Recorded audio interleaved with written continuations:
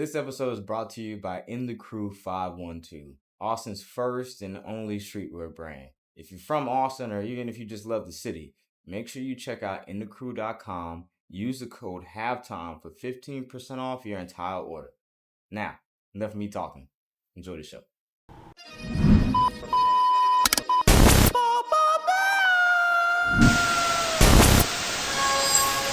Hey, Halftime family, welcome back to another episode. Y'all know who it is. It's your boy Uncle JB, and I'm out here today. We on the water with my man, Biscuit Head Nick. What's going on, Nick? What we doing today, man? Hey, man, you know we outside, maybe a little fishing. We might have a special guest. Who knows? What you think? I think we got a special guest today.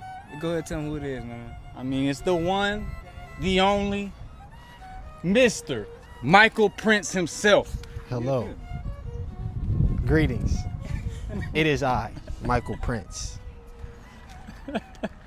Like, man, we want to check in with you, man. Like, how's everything been going? Like, how's life? You just moved, you just drove all the way across the country to Houston. Like, what's going on with the great Michael Prince? Well, really I think it's just a new chapter. I think the last time y'all spoke to me, my current chapter was like Vallejo and touring with La Russell. That's right. And I'm still touring with La Russell and stuff. I'm just touring from Houston instead of touring from Vallejo. Because out there, I was kind of just like, I was living at the compound. Yeah. Like the GC Good Company compound. And I would just like basically hop on the bus. They say go hop on the bus or like go to San Francisco and perform. But now I'll just be doing kind of the same thing, but just based out of Houston. We secured a house, like we're renting a house in Houston, like down the street from home. So it's like, it's really like a good like reset after just being like not anywhere for the last like couple of years. Yeah. Kind of been on the move. Like a nomad, right? Yes, exactly. Roman. Like a nomad. Yes. And then you still doing that Hood Orchestra stuff, correct? In Houston too, right? A lot of that. Yep. Hood How's Orchestra. That going? What's the latest developments in that? Well, that's why I'm in Austin. We have 2 shows back to back with Nicole Thompson. Yeah. She's a flute player. She played with me last time during South by Southwest week. But we'll be running that back to back days. We're planning a big concert in Houston in December 27th, I believe. 28th, probably the 28th on a Saturday. It's called It Takes All of Us, and I'm going to see just how many players I could get on the stage to perform with me. Yeah. So that's happening. We're planning a gala in Houston for February, so we can just try to kind of raise just more funds to get to more schools. Yeah. And teach. Yep. What is the most amount of people you perform with on stage at one time? This orchestra in Atlanta called Renaissance Orchestra, I think there were like 20 players. But yeah, that was a great process, just like being in the midst of other like string musicians. There were a lot of string musicians, a lot of like winds, brass, just kind of like collaborating on my original music. Like that's always something I've really wanted to do. So that's what we did. Yeah, that was the largest probably. Yeah. That's dope, bro. Yep. What's one of the goals you wanna finish off with in 2025? What's something that's like, man, this would be awesome if I can get this done this year? I think it's always the goal is just being able to like, and this is, it will change each year, but like being able to not have to like physically be doing a lot with my music for it to pay my bills. Like I want to get to the point, like that's a big thing in the music industry. A lot of people see people and they assume that like everything is like perfect, because they're doing all the experiences and stuff. But it's like, I've been doing a lot of experiences and stuff, but it's like the back end doesn't come till like 10 years. It's like you might put in 2 or 3 years in the music industry and not see that return until like 10 years. So it's like that's why I'm constantly always still working, like working hard. It's just because like I want to like build like generational wealth from my art. But what would you say as far as the Hood Orchestra goes? I know you've been building that for a minute, and I know you've been building that while simultaneously developing your music career, right? And as you said, just kind of getting recognition and getting noticed by people doesn't always equate. Like you said, it takes a couple years maybe for the back end to come through. Yeah. What is something? What's been something you've been learning through your Hood Orchestra process and getting and rallying around the community? What are some things you might give as advice to other people who are looking to start something similar in their community, maybe in a different lane or maybe in a similar lane? Yeah, it just takes time. Honestly, is that's what most people don't understand is just like people that they see, glorified in the media that are like making it.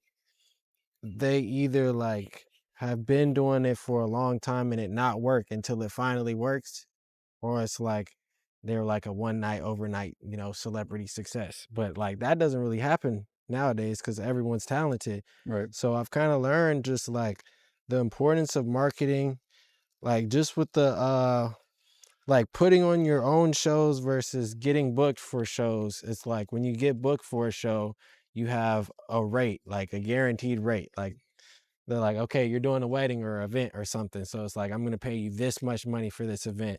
And it's like, before I even go to the event, I probably might get half of that up front. And it's like, there's so much certainty. But with Hood Orchestra and throwing events, it's like for the first year, 2 years of Hood Orchestra, it's like that front part was coming out of my pocket to like book a venue and like hope that people are going to come and show up and hope that people are going to like pay enough for tickets. Like I still do offer based, like I do offer based tickets. So Right. it's like people can really pay like $1 or like $5 to come to a concert that probably costs more to put on. And we have to like think about, oh, do we want to break even? But it's like, I'm doing it for the community. So there's that aspect to it. So it's like, it's a whole different thing. Right. It's more to consider than just the how much is going into your Yeah. pocket at the end of the show. Yeah. And what is that like? Because again, I think that's something that stops a lot of people from doing some of that stuff is that uncertainty. I know from its personal experience, there's been times I've thought about hosting events or putting stuff on that I haven't because again of that uncertainty of who's going to come, is anybody going to come through the door? Are we going to Yeah. lose more Yeah. than we make from this? Is it going to be something that's beneficial to anybody, or does anybody even care? What would you Uh-huh. say to those people who maybe are trying to figure out what that looks like and how to get people to care potentially, even if there's something that they're passionate about but they're not quite sure how to put it on? Yeah. They it's really for people that love to do it. And if you don't like love, like really, really love, and also if you're doing it for your own return, like you can't expect to like build. It's like I've told my mom this a lot of times. It's like she's told me that there are nonprofit organizations that like profit. She's like, just because Yep. it's a nonprofit doesn't mean you can't profit. But I'm like, but if I'm founding a nonprofit based off of the principles of like me giving back, Right. then it's like at least for the first, it's really like 5 years. A Yeah, at lot of least. businesses, 5 years, it's like you're in the negative those 5 years before like you just randomly get the $10 million grant or something. Like that's the goal, is to do all this work and stuff. So we get the grants to make it easy, but to get to that point, it's like you got to do that work. You got to be willing to do it without the You grant. got to love it. Yeah. Yeah. Okay. And you love fishing, huh? Mm-hmm. I do. It is necessary for my peace maintenance. What would you say are maybe some similarities between fishing and playing the violin or playing an instrument in general, if you've seen any? Obviously, just discipline, like getting better, learning. Like a lot of people they don't want to come out and fish to not catch a fish. Like they expect to catch a fish when they fish, but the beauty of fishing is like not catching fish. Mm. And it's like I wouldn't fish if I just caught fish every single time I fish, because it wouldn't be like fun or a thrill to it. It's like the That unknown. uncertainty. Yeah. And I guess with instruments, you just choose an instrument, stick to it, stay disciplined. I know I didn't learn how to freshwater fish. I grew up saltwater fishing with my dad. So like freshwater fishing is a whole different type of fishing. And it's like you're using artificial lures versus just throwing a shrimp out there with a bobber. And it's like you have to, oh yes, that cloud is beautiful. Needed You that. have to yeah, you have to just do a lot of different techniques. So I literally like, it's not like I went and took a class and it was like, okay, this is how you fish. Right. I like went out there with a line and started trying stuff. I might have looked up a YouTube video or something, but I mean, it's similar and you just learn, you get better. Experience. Yeah. And not getting frustrated. Well, and this is another thing that I really wanted to ask you, pick your brain about, because I know you're always outside and in nature. Mm-hmm. You know what?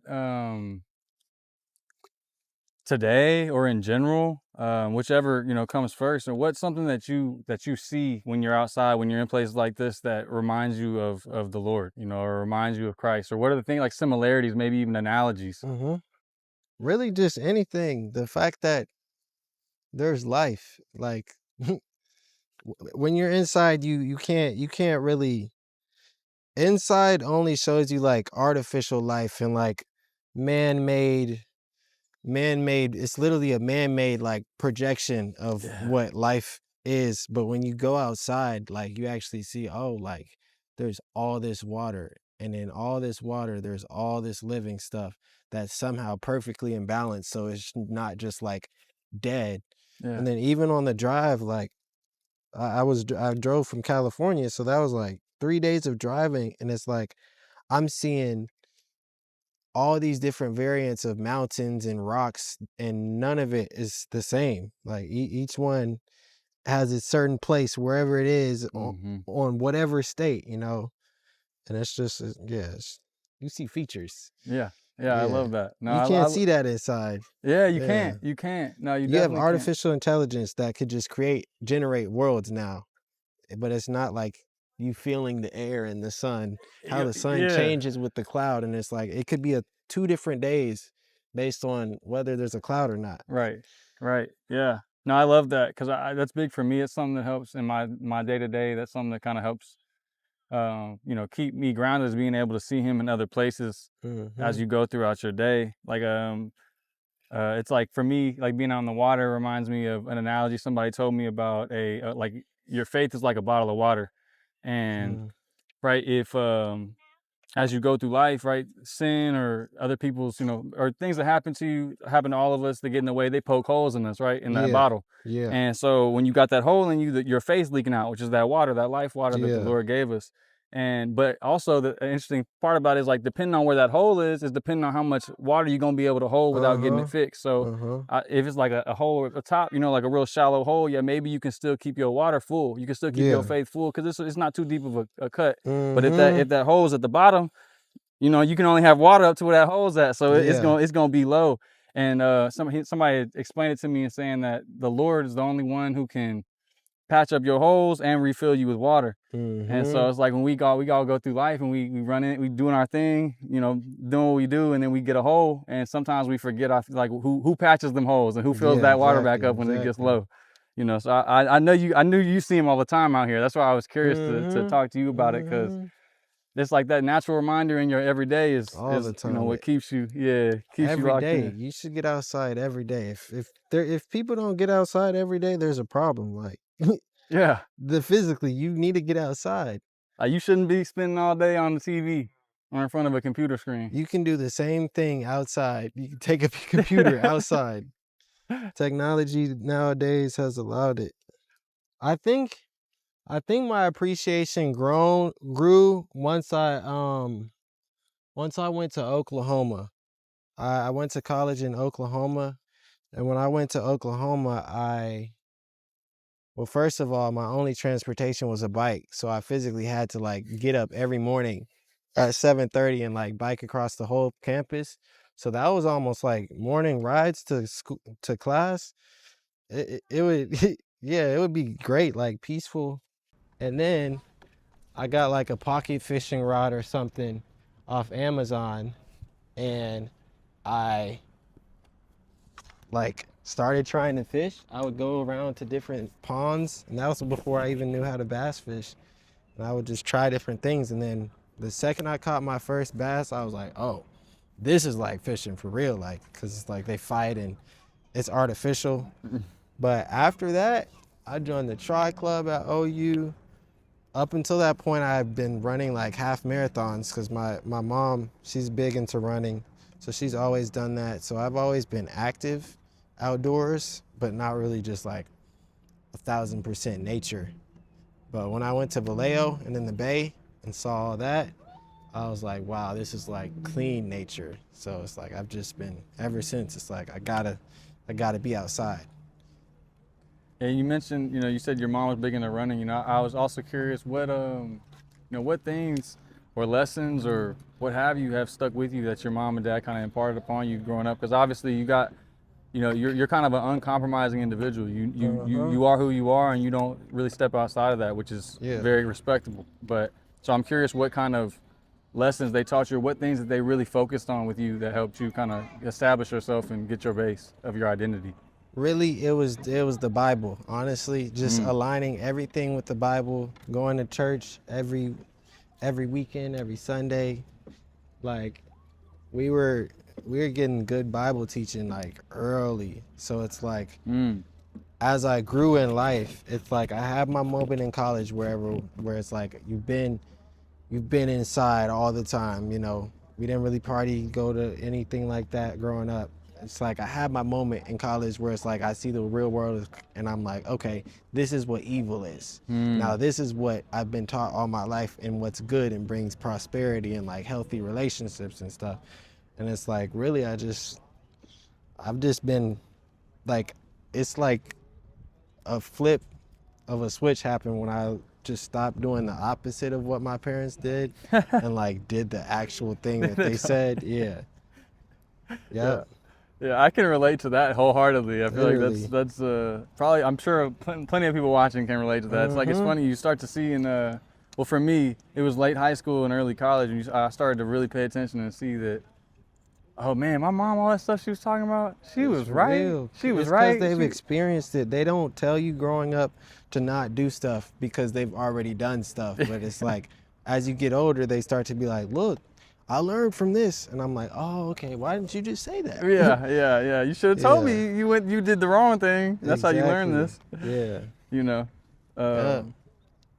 But that's good though. I mean, it's like, it takes, I feel like raising a kid today, centered in the Bible is more challenging than Definitely ever before, honestly, with all the things that can distract you and all the things of the world that's telling you to do it differently. Yeah. So I commend them for that. That's awesome. I love what your mom and dad did, man. Yeah. And just like the fact that we didn't have like access to technology or like iPhones or anything until we were like high school or above. Yeah. Like I had a flip phone all of my life and I didn't understand it, but now it's like I want a flip phone because it's like all I need is to call. What do I need to like scroll the internet all day for on my phone? Yep. And that's the thing you don't realize when you're a kid. You just in such a hurry to get what everybody, all the the adults have, and be able to do what they do. Yeah, honestly, like it's funny. Like Hood Orchestra, like people ask all the time about like what it is and like what does it mean and this and this and this, and I'm like, there's another water moccasin. That's number 5. But it's like it's really, you see it, it's over there. Oh yeah. But it's like it's really like it comes down to me just like wanting to give back and like teach people how to like utilize instruments in a different way.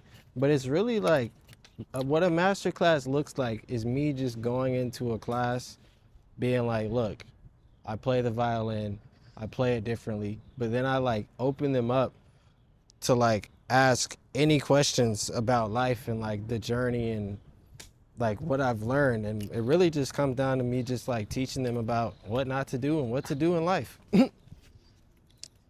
Have you felt like you've seen kids open up with, I guess, the empowerment that you're giving them through those classes? Definitely. I remember I was at one school, and it's like the kids were like they're obviously like, I start out, when I'm playing, and they're like, who is this guy? And then it's like the second I play finesse or something they know, then they're like, oh, and then they like might go on their phone and look me up or something. But I remember it was a class, and the kids like looked me up or some mid class. Like one of the kids like snuck on his phone, because I don't even think they allow phones in schools nowadays, but he was on his phone, and I guess he had found an Instagram and told one kid, and then all the kids are talking like amongst themselves, and then the teachers like, they just asked, can they take their phones out and record? And I was like, yeah, sure. And it's like from that moment on, they were like so engaged in the class, and it's like, it's crazy how like kids will shut off their brains until you say one thing that they might actually like connect with. Like one kid, it was like, you play NLE Choppa or something like that. He was the baddest kid in the class, like all the way up. Like he had a chain in his mouth, wouldn't get the chain out of his mouth. Then he's like, he was sitting on his knees, wouldn't sit cross applesauce. He asked the teacher, he was like, why can't I sit crisscross? Why can't I sit like this? And it's like the second he heard that, I knew who NLE Choppa was, and I was doing something that was different. Like he was engaged, asking questions the whole time. So it's like, I see the kids like shutting it off, and then they just accept it. Once you got to reach them somewhere. You can't just be like, do this by the book. If you don't do this by the book, I'm kicking you out, sending you to a different school. Because how do you learn, like, if you just kick somebody out? Because, you know what I'm saying? Like, they got to learn in their own way. And I feel like what's beautiful is that's what you're doing with Hood Orchestra, is you're helping kids and just even individuals, or just giving people encouragement to just do it your way, you know? And I think that's so dope. The one question I did want to ask you too is, like, I know we were talking about like goals and dreams a little earlier. Do you have a goal or a dream? Let's say next year in 2026, Michael Prince will be doing this. For example, Michael Prince is going to be on the halftime show. Like the real NFL halftime show. Yeah. Or Michael Prince is going to be at, you know what I'm saying, you already did the All-Star, which is dope. But, you know, like, what's something that you really want to get done? It's really that music center Okay. in Houston. And it's like, the way Hood Orchestra kind of came about, it's like, it's so aligned with my brand, and it's like vision is so like positive that it's like it has to be a part of my personal brand.